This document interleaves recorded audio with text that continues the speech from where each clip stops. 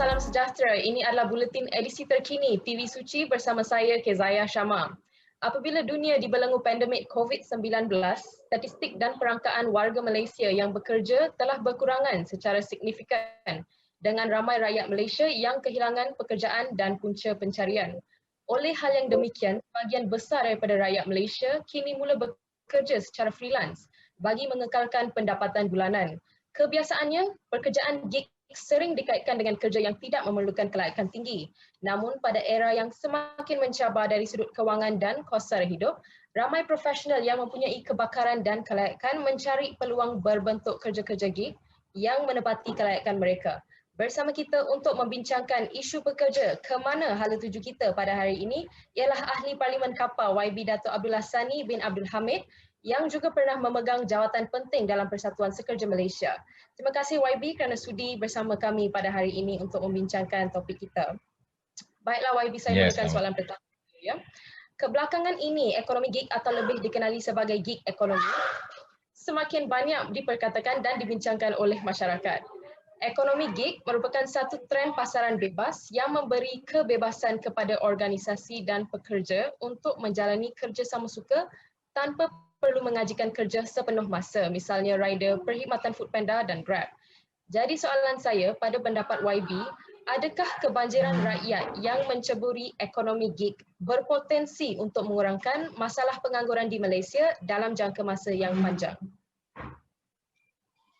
Terima kasih saudari Kezia Syama. Pertama kali terima kasih kerana atas jemputan ini. Sebenarnya saya mengambil pendekatan sebegini ya. Dalam keadaan pandemik ni, dalam keadaan negara yang berada dalam huru-hara yang tidak ada huru-hara tuju yang begitu konkret menyebabkan banyak persiapan yang tidak seimbang daripada mereka-mereka yang berkelayakan yang tidak ada peluang untuk pekerjaan dan pengangguran yang sudah menghampiri sebenarnya hampir 1 juta. Dan kalau ditafsirkan definition pengangguran tu, jobless tu, memang melebihi 1 juta.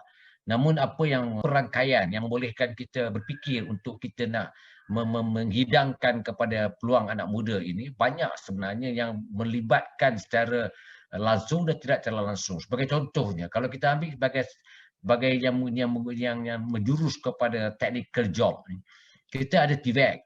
Dan TVET ini sebenarnya tidak diguna sepenuhnya. Dan mereka-mereka yang kena TVET ini adalah untuk mempersiapsiagakan anak muda itu untuk menghadapi masa depan yang lebih baik.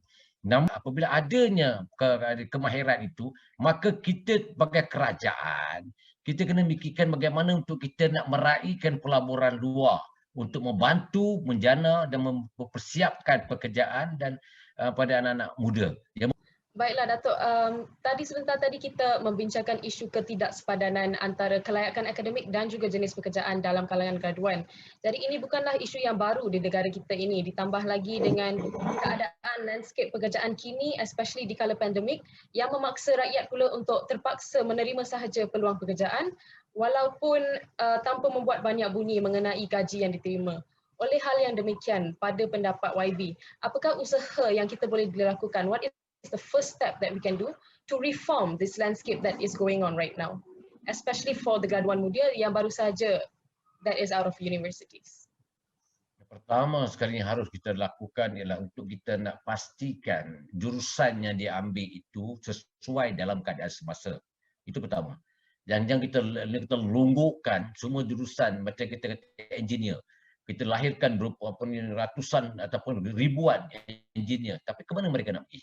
Jadi satu, mesti kerajaan bertanggungjawab untuk menyediakan peluang yang ada mengikut jurusan popular yang sepatutnya dikenal pasti oleh Kementerian Sumber Manusia untuk disiapsiagakan terhadap pelajar-pelajar ini. Itu dipanggil dasar.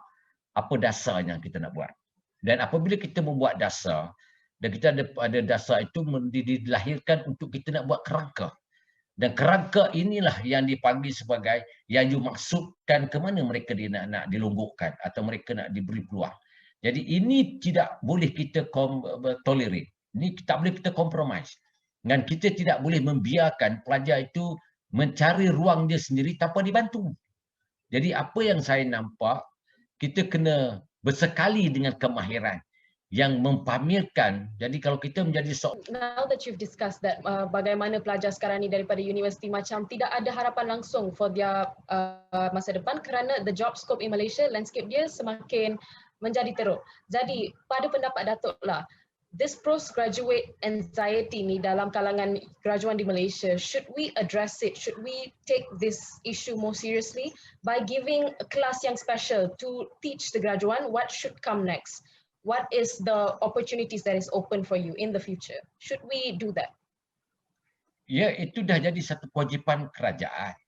Pertama sekali bila kita kata kita ada TVET. Apa TVET? TVET ini adalah untuk melengkapkan the group of the student ni untuk dia orang berkemahiran. Jadi itu telah pun ada. Tetapi dia lebih tidak berminat itu sebagai langkah yang diambil sebagai langkah utama. Yang dia nak fikir itu macam mana TVET. TVET ni untuk apa? Kemahiran. Itu saya sejak di parlimen. Saya selalu menekankan betapa pentingnya TVET ini untuk diberi ruang legar seluas-luasnya kepada pelajar-pelajar. Sebab TVET ni untuk pelajar. Bila dia habis universiti dan TVET itu menanti, dia ada ilmu dalam segi kejuruteraan dan dia juga ada ilmu dari segi kemahiran. Digabungkan, itu namanya orang profesional. Dan itu peluang itu boleh diambil, kemudian dia boleh berpeluang untuk melebar luaskan ilmu yang dia ada itu negara luar. Baiklah, terima kasih Datuk. A lot of new knowledges that we learned today about TVET and so on. Jadi terima kasih saya ucapkan kepada MP Kapar YB Datuk Abdul Hassani Abdul Hamid kerana sudi bersama kami bagi membincangkan isu ini, dan terima kasih juga kepada anda yang menonton buletin edisi khas TV Suci pada hari ini. Seperti biasa, segala maklumat dan perbincangan lanjut mengenai topik pada hari ini boleh didapati di laman web kami di tvsuci.com. Terima kasih kerana menonton buletin edisi khas di saluran pilihan anda, TV Suci. Saya Kezaya Syama. Kita jumpa lagi pada minggu hadapan pada masa yang sama. Salam hormat.